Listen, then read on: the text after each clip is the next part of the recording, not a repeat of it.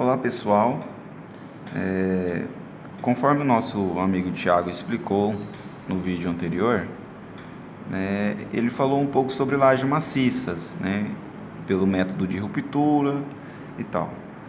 Hoje eu vou falar um pouco a respeito de laje treliçada unidirecional, que é um tipo de laje mais usual nos dias de hoje, pelo menos aqui na cidade onde a gente trabalha, em Rondonópolis. Por quê? Porque ela traz um custo menos elevado, para a nossa construção. Porque o peso próprio de uma laje treliçada unidirecional é muito menor do que de uma laje maciça, resultando assim em taxas de armaduras menores, quantidade de escoramento, forma, é muito menor do que uma laje maciça. Então nós temos aqui a nossa planta de formas, idêntica ao que o nosso amigo Thiago exemplificou no vídeo anterior, só que agora para a laje treliçada unidirecional. Existe também a laje treliçada bidirecional. No caso de hoje a gente vai exemplificar o exemplo de laje treliçada unidirecional. Então vamos às informações de projeto. Nós temos uma laje de piso residencial, o tipo é laje treliçada unidirecional. Primeiro, pessoal, antes da gente falar sobre as cargas nas lajes, eu vou mostrar aqui para vocês a seção transversal de uma laje treliçada unidirecional. Nós temos a capa e nós temos a vigota pré-fabricada. Geralmente, a espessura de capa para um tipo de laje, para esse tipo de uso, é 4 centímetros e a altura da vigota 8 centímetros, totalizando uma altura total igual a 12 centímetros. O BW, o que é o BW? O BW é a minha base, a base das minhas vigotas, varia de 10 a 13 centímetros. O espaçamento entre faces das minhas vigotas varia também de 40, 50 centímetros, vai depender também do fabricante na sua cidade, dos elementos de enchimento. No nosso caso aqui, o nosso elemento de enchimento, que ficaria ali entre uma vigota e outra, é o poliestireno expandido, ou seja, o isopor. Tem também a lajota cerâmica. Só que uma das desvantagens da lajota cerâmica é que ela aumenta um pouco o peso próprio da estrutura, o EPS não. Mas por que eu devo utilizar esse tipo de elemento de enchimento? Justamente aqui que está o X da questão para a gente poder economizar. Porque o isopor ou a lajota cerâmica serve como forma. O que seria utilizado como forma numa estrutura de laje maciça seria o que? Seria um madeirite. O custo do isopor é muito menor do que o madeirite. Então, essa também é uma grande vantagem da laje treliçada unidirecional. Então vamos lá, pessoal. O que a gente tem de carga numa laje? A gente tem um peso próprio da laje, revestimento e carga acidental. Vamos falar a respeito do peso próprio da laje treliçada. Como que a gente calcula esse peso próprio? A gente tem, segundo a NBR 6120, o peso específico do concreto armado é 25 kN por metro cúbico. Então a gente vai calcular o peso próprio. Como que a gente calcula o peso próprio? A gente calcula base vezes altura vezes largura. Então a gente tem um peso próprio. Só que daí na laje a gente sabe que cargas em laje, por ser um elemento de placa, é por metro quadrado. Então a gente pega uma faixa de 1 metro quadrado e calcula o peso próprio da nossa estrutura, do nosso elemento. Então é 0,04 no caso da capa. Primeiro a gente vai calcular o peso próprio da capa e depois das vigotas. Qual que é o peso próprio da minha capa? É a espessura vezes a sua área. Aqui eu tenho o volume da minha capa, vezes o peso específico do concreto, que também está em volume, certo?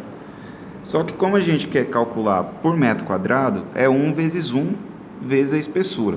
A gente sabe que 1 vezes 1 é igual a 1, multiplicado por qualquer número, dá igual ao valor do número.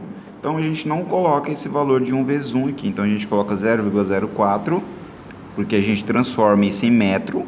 Por quê? Porque a nossa carga aqui, dada pela NBR 6120, está em metro cúbico. Então a unidade tem que ser equivalente. Então 0,04 vezes 25, né? Eu tenho o peso próprio da minha capa, certo? Agora mais 0,10, né? Vezes 0,08 vezes o peso específico do concreto armado, porque esse é o peso próprio das minhas vigotas, certo? Então, 0,10 vezes 0,08 vezes 25, e agora eu preciso encontrar qual que é a quantidade de vigotas que eu tenho numa faixa de 1 metro quadrado, certo? Qual que é a minha quantidade de vigotas? Como eu vou pegar minha faixa entre eixos, né, eu tenho aqui 5 centímetros e aqui eu tenho 5 centímetros, certo? Então, entre eixo de 50 centímetros, eu vou ter o equivalente a apenas uma vigota. Por quê? Porque eu estou pegando entre eixos aqui, certo? Então, 5 mais 5 é igual a 10 vezes a altura. É uma vigota só, mas eu preciso para 1 metro, certo? Se eu pegar isso em 1 metro, eu vou ter o dobro, certo? Porque 1 metro é o dobro de 50 centímetros.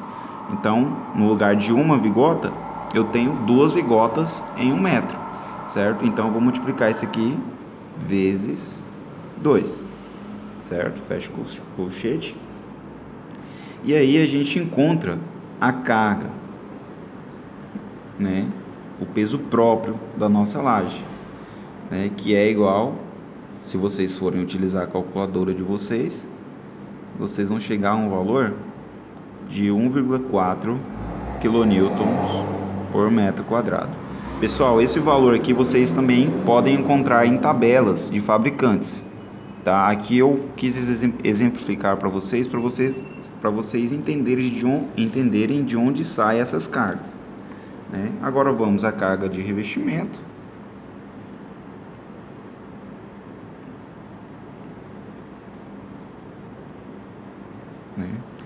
A norma já dá pra gente, né, que seria o mesmo que seria utilizado em laje maciça, que é igual a 1 kN por metro quadrado,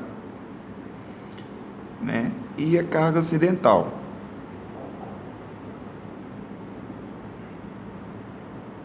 A carga acidental, certo? Que no nosso caso, por ser um tipo de piso residencial, e o cômodo aqui a gente pode considerar um dormitório ou uma sala, então a gente vai considerar 1,5 quilonewtons por metro quadrado. Pessoal, somando essas cargas, né, a gente vai encontrar uma carga total igual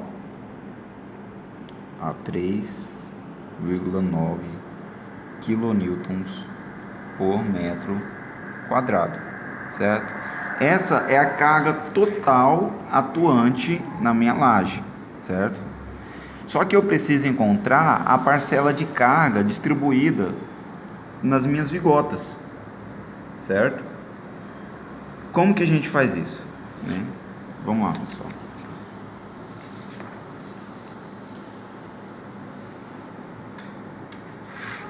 Então, a carga atuante em cada nervura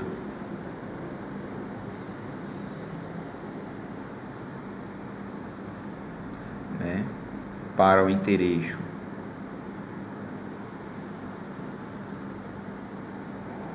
de 50 centímetros é igual a carga encontrada, né, que a gente encontrou, 3,9 né, quilonewtons por metro quadrado, vezes o intereixo de 50 centímetros. A gente vai encontrar então uma carga por nervura de 1,95 quilonewtons por metro por nervura. Então, o que isso quer dizer? Isso quer dizer que cada né? Cada nervura dessa que a gente fez aqui na seção transversal, cada uma dessa aqui tem uma carga de 1,95 kN por metro, certo? Então a gente precisa montar agora, né, qual que é o esquema estático dessa minha nervura para me encontrar as reações, né, descarregadas nas vigas, né, nas vigas perpendiculares e nas vigas paralelas, né? Geralmente, o que a gente faz? A gente procura armar a nossa vigota, colocar elas geralmente no sentido menor vão, né? No nosso esquema aqui, qual que é o nosso menor vão? Nós temos aqui 3,30, né? Que na verdade dá 3,44, que se eu pegar 7 de um lado e 7 de outro, chega a 3,44. E eu tenho 3,70, que na verdade dá 3,84. Dos dois, o menor vão é 3,44, certo? Então vamos lá. Qual que é o esquema estático da nossa nervura? Vamos lá, vamos montar agora o esquema estático da nervura.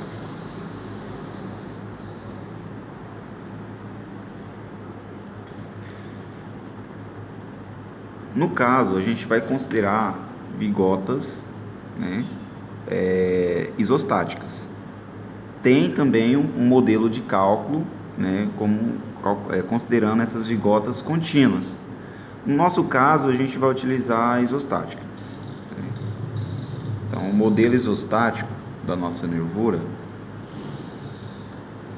vai ser assim. Temos um vínculo de